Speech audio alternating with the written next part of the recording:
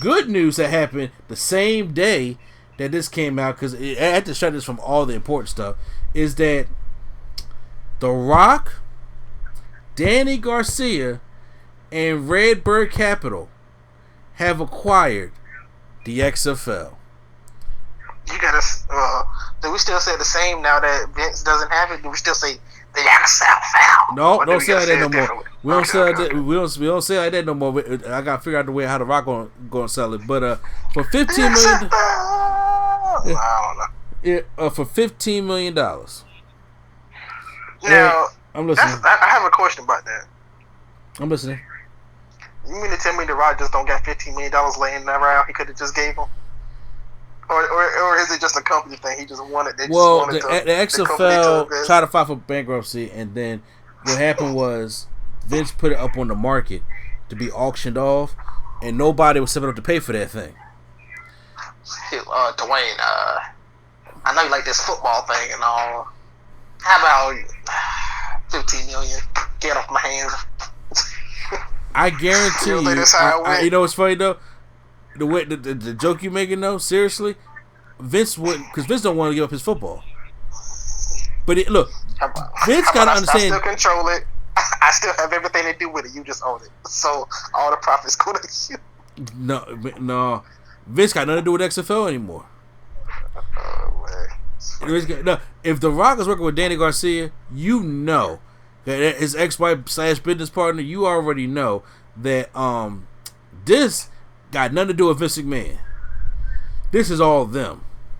Mm-hmm. And with them signing that, they had to go to another court date to make sure that the deal goes through and everything. And the deal has gone through. Now there are going to be some couple problems because there is some first of all, who works there? Well, I mean, what I was gonna get into in a minute. And real quick, just do they? What happens to the contracts? Like, what happens to them? I was just saying that because the contracts are still there. There's some guy that was suing McMahon. What was it? The CEO that he made of XFL, something like that, or one of them head coach president, something like that. I forgot what his name was. So those are things that they're gonna have to try to take care of, obviously, before they get the league started up again. Because obviously, it looks like they're trying to start up next year. Yeah, but they still have to pay. They still got to pay the arenas for their services and the coaches and the players and stuff. They still got to pay. Yeah, well, if that's why I said it's not just The Rock though. See, the Rock got millions of dollars, but we also forgetting that Danny Garcia is a huge player in this, 50% player at that, and she's on his crew too. Yeah, and then you got and then you got this Redbird brand that come at. They also did. So it's all of an effort, to put their money together to do this. So they got the money to cover what they need, what needs to be covered, and to bring an alternative football league after the NFL is done and do it the right way. And I do like that The Rock and Danny can work together. Yes. Still. And she's to be honest, she was his right hand person. Mm-hmm. The first in charge of everything. I kind of like that. I still like it. It is. And you know what? First of all, this makes history here because representation matters. I don't care what anybody says. It does. And Danny Garcia have wrote that. She said, it's an honor to be a woman, especially a Latina woman, to own a football league. Mm-hmm. Yep. And The Rock, not just a team. Exactly. And The Rock, who is black and Samoan, owns this football league. That is the opportunities have opened. Because as soon as I heard that news, I was like, oh my God, this is really great. This is the buying up the block mentality that people was talking about when it's like when you had to help your coach out, help your people out, stuff like that. Do you know how many African American head coaches there are in the NFL? There is, but it's not that many. But imagine you can get people of color, especially because she's Latina also. There's no Hispanic coaches in the NFL, CEOs, people in power. You can get these kind of people. Now, of course, The Rock and Danny Garcia are going to get the people that's best known for the job. But if a black man or a black woman or a Latina woman or a Latina man is good enough for those, even a Samoan, if they're good enough for those jobs, they are in the position to put them up there for them jobs. And that's the great part about that. And you can get some more diversity backstage and in the coaching and medic staff and all that kind of stuff. And of course, because look, when you talk to NFL, look at all the owners. Name me a black NFL owner? Jimmy Schmitz. Who does he own? I don't know. The Texas Roundhouses. That's not the NFL.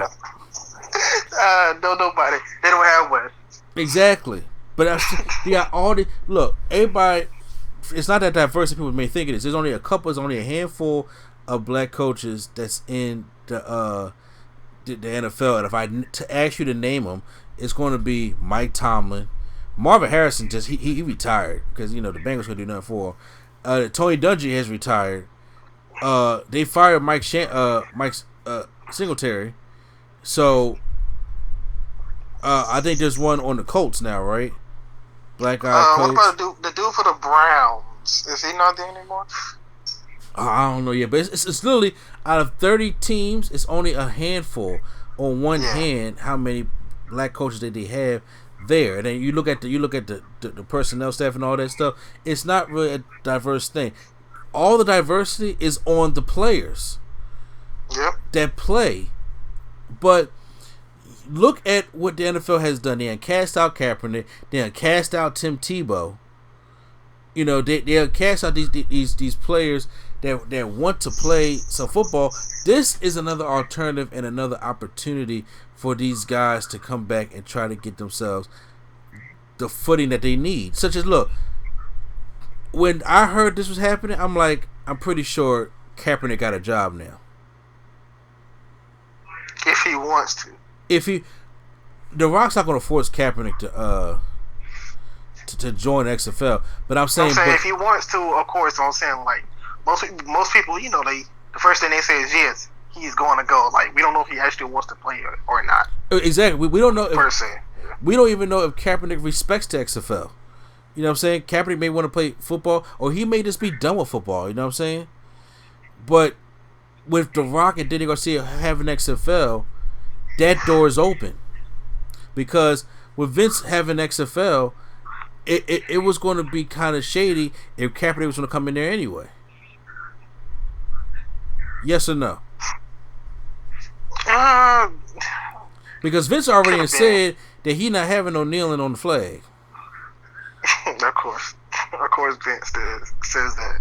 Yeah, before the XFL, when he was having meetings about it in 2019, he said this. Now, I'm not sitting here saying that don't get the wrong idea neither. I'm not sitting here saying, oh man, The Rock and Danny Garcia on the XFL, so that means we're gonna have all kneeling all season long. I'm not saying they're gonna do that. I'm not saying that they're gonna do that, but this is a move that helps give opportunity. Even Mick Foley tweeted out and said, "Man, the opportunity." But just the Rock and Danny Garcia being in charge of that is just impeccable. The Rock said, "Look, The Rock is a good business person. He has his business partner, Danny Garcia. You can't be in business with a vengeance. That's what's happening to America right now. When you got hidden agendas and stuff like that, and you don't want certain things, stuff like that, you deprive away from what it needs to be. And I'm like, the XFL was actually doing pretty decent, but then say this lost momentum. I think The Rock and them can get the momentum back, get more teams, get more representation, and then you can get some stars in there. You can probably bring Tim Tebow back if he wants to come back. You can get Kaepernick back if he wants to come back. You can get Mark Sanchez to come back, and all these guys who the NFL has. I don't think Mark Sanchez want to come back after that one play. To be honest, is that probably not? But what I'm saying is, out of all the guys that the NFL has turned their nose up against, or ridiculed, or cast out, because even still they're doing all this pandering. Come to football season, and they still have yet to apologize to Colin Kaepernick. So to the point where it's sour on both sides. To the point where if I got another football league that's owned by people of color, why not go over there? Yeah. Yep. Why not go over there and, you know what I'm saying, and then they can sit there. The Rock ain't gonna be like, yeah, come on. It's gonna be a meeting. It's gonna be just kind of like how. Do you think that Vince McMahon would have ever hired Sonny Kiss or Nyla Rose? If he knew or if he didn't know, I mean, it's kind of Sonny Kiss ain't hiding nothing, so he knows. But I'm talking about Nyla Rose, for example. Like, if he knows, because if he don't know, then of course he would. I'm saying if he knows, who knows? If he knows, then probably not. No, well, unless he making it to a storyline, which he would want to do for the attention. Or if he does bring them in, he wouldn't know what to do with them. Yeah. You know, AEW was the thing. Was like, look, we are sitting here going to be a diverse group because they have a little bit of everybody in AEW, and it ain't like when Sonny Kiss signed over to AEW and then Nyla Rose signed over to AEW that, you know, Sonny Kiss didn't get the rocket push to his back. He had to work for that thing. Yep. He was on Dark that whole time. And, you know, he barely had any matches until they started putting him on TV. And him and George Janelle started doing that stuff. And then that Nyla Rose, they didn't even start off putting the belt on her. Remember, they gave it to Rio. Yep. So, both of them, they still had to work and to get better at what they did. And I'm saying, so when Cody and the Young Bucks were starting their wrestling league, that's the first thing I said was the opportunities that some of these guys and girls can get in wrestling is higher now because there's no Vince McMahon blocking the way, and that's the same thing for the NFL. And with the XFL, the guys not getting opportunities, the guys that's being, you know, cast out. The Rock and Danny Garcia, and, you know, having this thing it's crazy. And I mean, like, for people to just understand. Because first of all, also you gotta understand, The Rock's a football player. The Rock played for the U. Yep. For a little bit, yep. Yeah, one of The Rock's teammates was Warren Sapp. Yep, the one that replaced him. Yep. Yeah.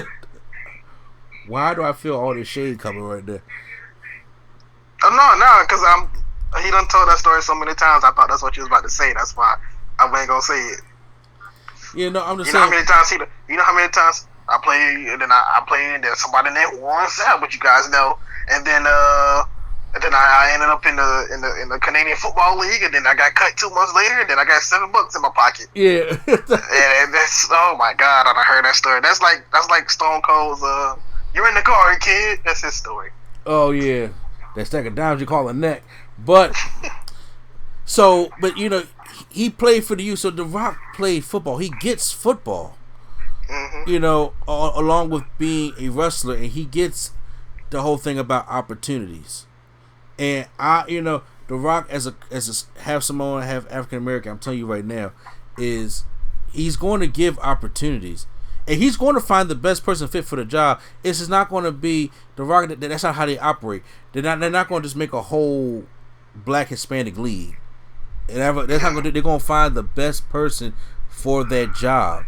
And if it happens to be a black man, a Latino man, a person of color over somebody that's white, then they'll give that job. If the white guy's a better person for their job, they're going to get that job too. It's going to be a diversity thing. I'm just so happy that he has it because it opens up the door for a lot of things.